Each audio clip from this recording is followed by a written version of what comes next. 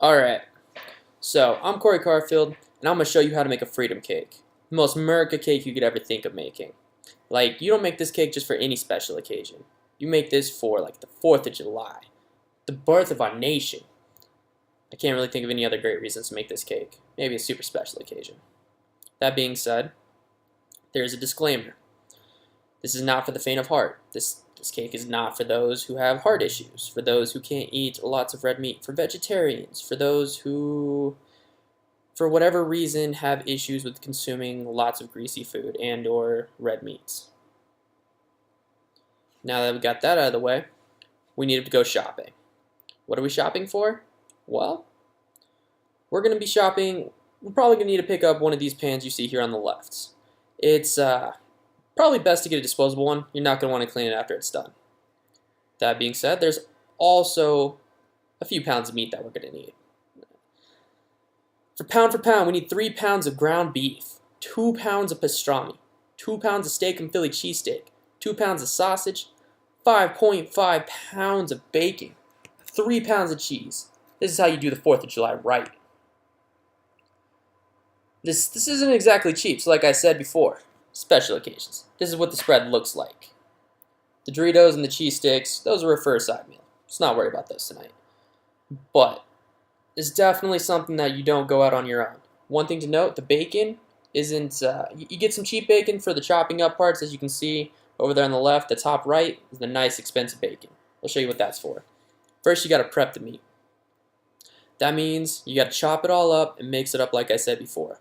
Then you got to put in some salt, garlic powder, some Italian herbs, Lawry's, onion powder, some Montreal steak seasoning, just a tad of spicy brown mustard, some barbecue sauce over the top. Now, you got to mix the meat. Yep, it's going to be dirty, it's going to be messy. Make sure you wash your hands first. Don't need any infections or diseases or anything like that. One thing that's not shown here is that dead center in this, there's a pound of cheese evenly layered. Very important that you don't mess that part up. You'll see later with the layers. Now comes one of the most important parts, the almighty bacon weave. You see, this completes the freedom cake. It's not easy to do at first. This is also what that expensive bacon was for. As you can see, it's all peppered and everything like that. Take some practice getting used to. But it definitely completes the monstrosity. Now we need to prep the oven. We're going to preheat the oven to 400 degrees Fahrenheit. This is to prevent bacteria and everything like that from spreading or just being there inside your food whenever you go to eat it. Because you got to cook the meat all the way through. We're using so many different kinds of meats. If any of them were raw, it has the potential for sickness, and we don't want that. Now we got to bake it. Oven's preheated, we throw that freedom cake in there. This might take a minute. Highly recommend bringing a source of entertainment with you. Us personally during this, we watched probably a movie and a half while making it. Also, just a note, you're going to have to empty the grease a lot. Next level, cheese. Our freedom cake's starting to cook right now. We're doing pretty good things. We're going to add a layer of cheese on top for it to melt nice and soak in all the juices and everything like that. Just lock in that flavor. It's going to be nice. How are we going to lock in that flavor, you ask? Bacon weave. Now that our cake has a layer of cheesy goodness, we're going to expertly drop that bacon weave.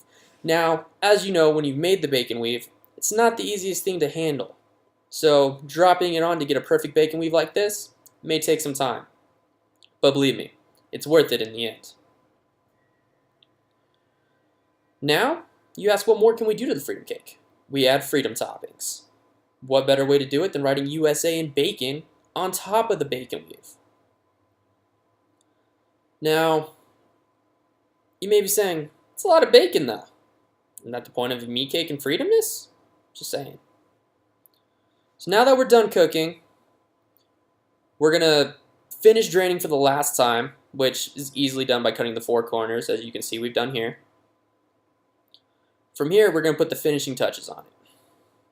We're also going to make sure it's completely cooked. If you have a thermometer or anything like that, stick that in there from the side. Make sure the center's cooked.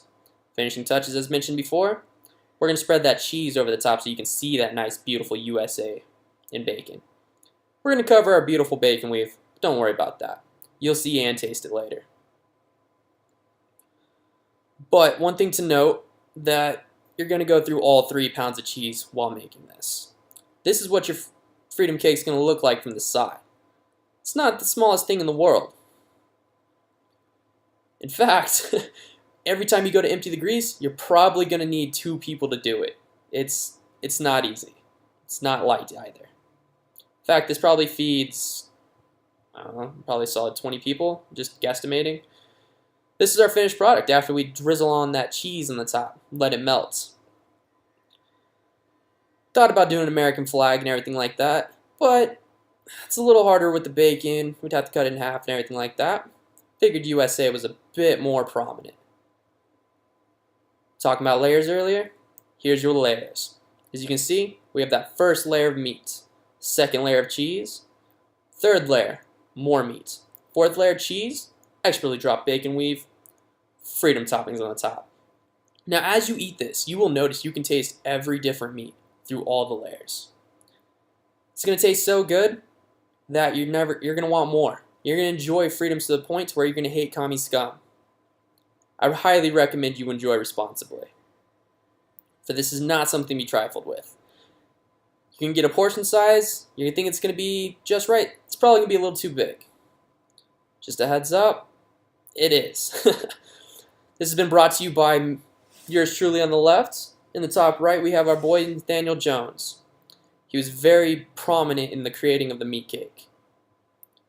Without him, this masterpiece would not have been possible.